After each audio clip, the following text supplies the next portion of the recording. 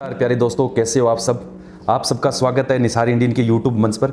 दोस्तों, एनएलएम जो योजना है, नेशनल लाइवस्टॉक जो योजना है 2023 की, उसमें बहुत से लोगों के कॉमन सवाल आ रहे थे। तो मेरे को लगा कि एक एक सवाल का जवाब एक एक आदमी को बताने की बजाय मैं क्यों ना इन सभी सवालों का जवाब एक वीडियो में दे दूं, और कोई भी वो सवाल पूछता है तो उस वीडियो को देख ले, जिससे उसकी सभी शंकाएं दूर हो जाएं। और सबसे ज़्यादा जो कॉमन सवाल हैं वो सवाल मैं आज इसमें शामिल कर रहा हूँ। 5 सवाल हैं। 5 सवालों में लगभग ये पूरी योजना की जो बेसिक डिटेल है वो कंप्लीट हो जाएगी। चलिए वीडियो शुरू करते हैं। आपने वीडियो अगर लाइक सब्सक्राइब नहीं किया चैनल को तो अभी कर लें, क्योंकि बहुत इंपॉर्टेंट जानकारी होने वाली है। तो दोस्तों, पहला सवाल है 105 बकरियों पर कितना पैसा मिलता है और कौन कौन ये पैसा देता है। पहला सवाल ये है।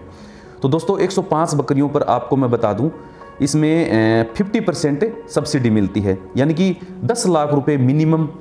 ठीक है, 10 लाख रुपए मिनिमम सब्सिडी 105 बकरियों पर मिलती है। अब बात करें लोन की, तो अगर 25 लाख का प्रोजेक्ट बनता है तो उसमें 10 लाख रुपए सब्सिडी हो गई और 12.5 लाख के लगभग आपका लोन हो गया 40%, और 10% आपकी खुद की पूंजी, यानी 2.5 लाख 2,50,000 2,60,000 के लगभग, यानी 2.5 लाख रुपए लगभग आपकी सेल्फ पूंजी हो गई। तो ये पहला सवाल था। और कौन कौन देता है लोन? आपको बैंक देगा, जिससे आप लोन के लिए बात करोगे। आपको लोन के लिए किसी भी बैंक से, राष्ट्रीयकृत बैंक से आप लोन के लिए बात कर सकते हो, उनको योजना के बारे में बता के। ठीक है, और सब्सिडी है वो आपको गवर्नमेंट देगी, और जो सेल्फ पूंजी आपकी 10% वो आपको खुद को खर्च करनी है। ठीक है, वो सब प्रोजेक्ट रिपोर्ट में आपका आ जाएगा। तो पहला सवाल आपको जवाब मिल गया। 105 बकरियों पर कितना पैसा कौन कौन देता है? 10 लाख रुपए सरकार देती है और 40% लोन हो जाता है, जो आपको वापस भरना होता है। लगभग 12.5 लाख के लगभग 25 लाख का प्रोजेक्ट मान के चलें तो। ठीक है, अब दूसरा सवाल, वापस कितना पैसा कैसे भरना है और ब्याज कितना होगा? वापस दोस्तों, आपको 25 लाख में से केवल जो बैंक का लोन है 12.5 लाख रुपए, लगभग 40% आपके टोटल प्रोजेक्ट की, वो लोन ही आपको वापस भरना है। ठीक है, और सब्सिडी है वो आपको वापस नहीं जमा करानी, 10 लाख रुपए आपको वापस नहीं जमा कराने, और सेल्फ पूंजी आपकी खुद की पूंजी जो यूज कर रहे हो 10%, वो भी आपको कहीं जमा नहीं करानी है। आपको केवल लोन का जो पैसा है वो आपको जमा करवाना है। अब लोन का पैसा बहुत से पूछते हैं, सर कितने दिनों में जमा कराना है, कितनी किस्तों में कराना है, क्या ब्याज होगा? तो इस चीज़ का मैं आपको बता दूं कि गाइडलाइन के अनुसार, जो प्रोजेक्ट रिपोर्ट है उसके अनुसार, आपको पहले साल लोन मिलने के पहले साल आपको कोई किस्त जमा नहीं करानी है। क्यों? एक साल में तो इनकम होगी नहीं, एक साल के बाद इनकम शुरू होगी। तो दूसरे साल से आपको किस्त चुकानी है, और किस्त गाइडलाइन और एनएलएम प्रोजेक्ट रिपोर्ट के अनुसार आपको वार्षिक किस्त चुकानी है, साल में एक बार। तो 5 साल में आपको 5 किस्तों में वो पैसा वापस चुकता करना है। और साल में सही भी है, 12 महीने से आपकी बकरियां बिकेंगी तो आपको किस्त भरना आसान रहेगा। ठीक है, उसमें वो ब्याज और मूलधन जोड़ के दोनों अपने आप किस्त मान देंगे 5, जो आपको पहली साल नहीं चुकानी, दूसरी साल को चुकानी है आपको, और वार्षिक किस्त चुकानी है साल में एक बार।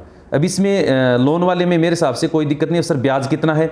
तो ब्याज लगभग जो ब्याज वर्तमान में चलता है वो अभी 11 से 12% के लगभग, यानी 10 से 12% के लगभग ब्याज है वो चल रहा है। वो अलग अलग बैंकों का कुछ पॉइंटों में आगे पीछे भी हो सकता है, और लगभग 12% के लगभग, यानी 1 रुपये 20 पैसा सैकड़े के लगभग ये इसकी ब्याज रेट चल रही है। तो लोन और जो लोन की जो किस्त है वो ही आपको चुकानी है, सब्सिडी आपको वापस जमा नहीं करानी है। यानी कि मोटा मोटी 25 लाख रुपए माने थे, उसमें आपको केवल जो लोन मिलेगा 12.5 लाख के लगभग, उसका पैसा आपको वापस चुकाना है। 10 लाख रुपए जो सब्सिडी है वो आपको वापस से नहीं चुकानी है। तीसरा सवाल सबसे इंपॉर्टेंट, बकरी व शेड पैसे मिलने के बाद में बनाना है, खरीदना है, या पहले आपको बकरी खरीदनी है या पहले शेड बनाना है? इसके बारे में बताइए। तो इसके बारे में दोस्तों बहुत कॉमन सवाल है। आपको पहले कुछ नहीं खरीदना है, नया आपको शेड बनाना है। अगर हम पहले बकरियां खरीद लें, पहले शेड बना लें, तो फिर अपने को सरकारी पैसे की जरूरत ही क्या है? अपने खुद के पास इतना पैसा है तो हम खुद ही कर लेंगे। पैसा नहीं है तभी सरकार सहयोग कर रही है अपना। तो आपको पहले कुछ नहीं खरीदना है, नया कुछ बनाना है। जो ही आपका फार्म अप्लाई होने के बाद आपका जो फार्म है वो पास हो जाए, बैंक का लोन आपके अकाउंट में आ जाए, लोन का पैसा आपके अकाउंट में, सबसे पहले आपका लोन आएगा आपके अकाउंट में। वो लोन आते ही आपको 25% राशि सबसे पहले उसमें से यूज करनी है। वो यूज आप शेड बनाने में काम शुरू कर दीजिए। पैसा मिलने के बाद शेड में यूज कर सकते हैं, बकरियां खरीदनी शुरू कर दीजिए, उसमें यूज कर सकते हैं। जैसे ही आप लोन के पैसे में से 25% राशि यूज करेंगे, आपकी 50% सब्सिडी आपके अकाउंट में आ जाएगी।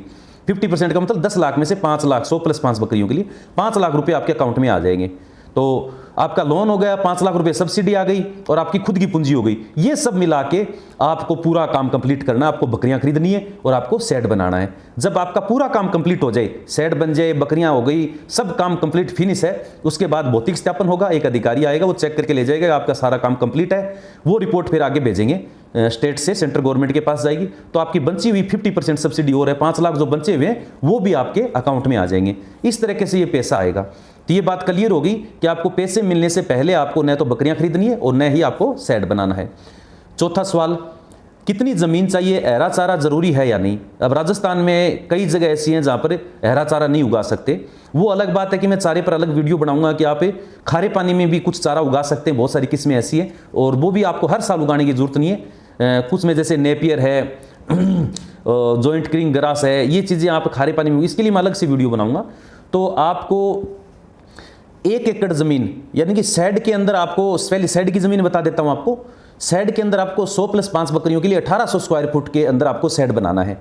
1800 स्क्वायर फुट के अंदर 200 + 10 बकरियों के लिए हो गया 3600 स्क्वायर फुट, और 300 + 15 बकरियों के लिए हो गया 5400 स्क्वायर फुट, और 400 + 20 बकरियों की हो गया 7200 स्क्वायर फुट, और 500 + 25 बकरियों के लिए हो गया 9000 स्क्वायर फुट। ये तो हो गई शेड की बात। अब बात करते हैं ज़मीन की, हरे चारे के लिए या खाली ज़मीन कोई चाहिए।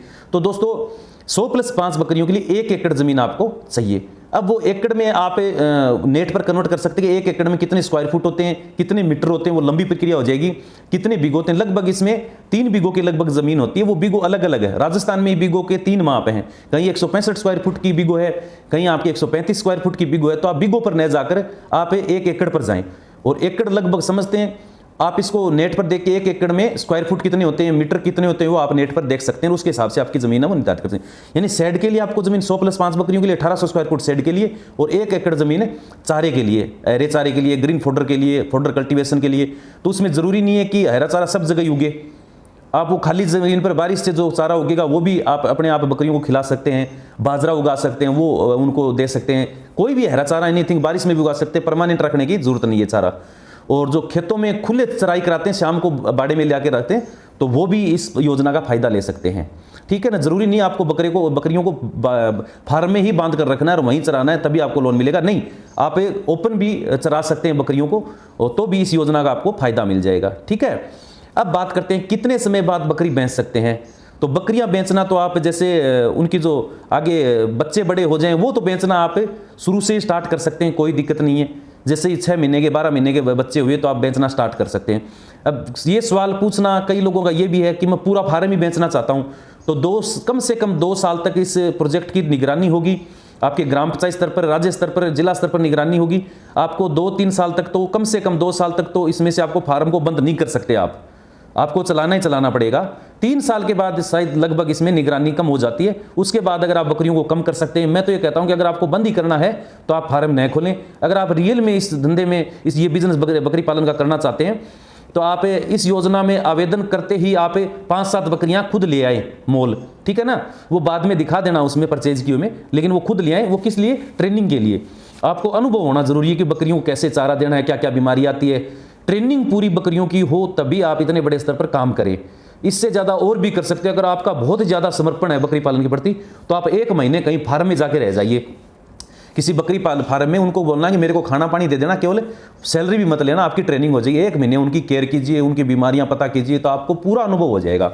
ट्रेनिंग आपको लेना बहुत ज़रूरी है इतने बड़े स्तर पर करने के लिए। वो वैज्ञानिक तरीके से आपको बकरी पालन करना है। तो दोस्तों ये थे 5 सवाल। 5 सवालों के जवाब मैंने आपको दे दिए हैं। तो इसके अलावा अगर आपका कोई सवाल रह गया है तो आप मेरे से व्हाट्सएप पर मैसेज कर सकते हैं। प्रोजेक्ट रिपोर्ट आप मेरे से बनवा सकते हैं। आप हमसे व्हाट्सएप पर, मैं डिस्क्रिप्शन में व्हाट्सएप नंबर दे दूंगा। और ऑनलाइन अपनी ट्रेनिंग की क्लास हैं, वो 7-8 क्लास है, वो आप पीछे वीडियो चैनल पर जाके ट्रेनिंग की जितनी भी क्लास हैं वो देख सकते हैं, ठीक है। और ट्रेनिंग सर्टिफिकेट के लिए आप व्हाट्सएप पर संपर्क कर सकते हैं। तो दोस्तों ये थी आज की जानकारी। आपको जानकारी कैसी लगी? और आप वीडियो को ज़्यादा से ज़्यादा लाइक करें, चैनल को सब्सक्राइब कर लें ताकि आगे ऐसे वीडियो आपको जरूर मिलें। सब्सक्राइब करने के बाद आपके घंटी का निशान दिखेगा, उसमें ऑल नोटिफिकेशन पर क्लिक करें ताकि जब भी मैं वीडियो डालूं आपके पास से नोटिफिकेशन आ जाए, मोबाइल में यूट्यूब पर मैसेज आ जाए कि मैंने एक वीडियो डाला है। तो ये आपके लिए फायदेमंद है। इतनी बेसिक जानकारी दोस्तों, हो सकता है और चैनल भी देते हूं, लेकिन मैं क्या कि आम जो लोगों से जुड़ी हुई जो समस्या है वो आपको क्लियर करता हूं। तो ठीक है दोस्तों, मिलते हैं आगे की वीडियो में, तब तक के लिए जय हिंद, जय भारत, जय किसान। मैं भूपेंद्र सिंह खींची, ग्राम बामले खेड़ी, पोस्ट पपड़ेल, तहसील खिलचीपुर, जिला राजगढ़, मध्य प्रदेश का निवासी हूँ। मैंने निसार प्रोजेक्ट के तहत मेरा प्रोजेक्ट बनवाया था, जिसमें माननीय निसार खान साहब सर के द्वारा मुझे डॉक्यूमेंट में बहुत अच्छा सहयोग किया गया। उनके माध्यम से मुझे बहुत सारे डॉक्यूमेंट अवेलेबल कराए गए हैं और माननीय निसार खान सर का व्यवहार बहुत ही सरल, सहज और स्वाभाविक है और उनके द्वारा दी गई प्रोजेक्ट रिपोर्ट में कहीं भी किसी भी प्रकार की कोई कमी नहीं है और मेरे द्वारा माननीय खान साहब को और उनकी पूरी टीम को बहुत बहुत धन्यवाद, जिन्होंने मुझे डॉक्यूमेंट बनाने में बहुत बहुत सहयोग किया और मेरा फार्म जमा कराने में उनका बहुत बहुत सहयोग है। इसके लिए मैं आपका आदरणीय बहुत बहुत आभार व्यक्त करता हूँ।